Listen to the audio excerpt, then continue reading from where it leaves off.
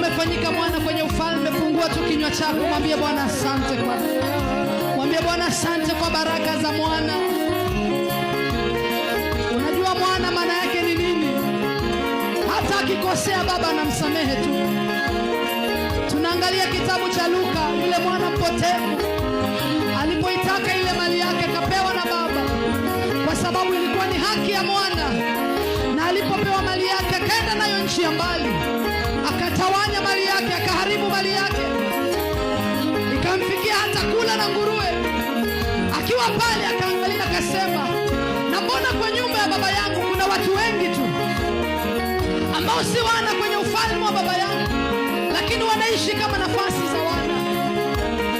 The prodigal son came back to his senses and he decided that I will go back to my father's house, even if I will be one of the servants, but I will go back to my father's house. Na alipofika pale alipata baba kwa miaka mingi amekuwa akimngoja. Alipata baba kwa miaka mingi anamsubiri tu. Na alipofika akapewa bado nafasi ya wana. Na wewe ni mwana katika ufalme wa Mungu. Wakati mwingine kwa changamoto tunapitia za kimaisha, tunaweza enda njia na mbali na Mungu, lakini bado tukirudi kwa njia ya toba na tukubali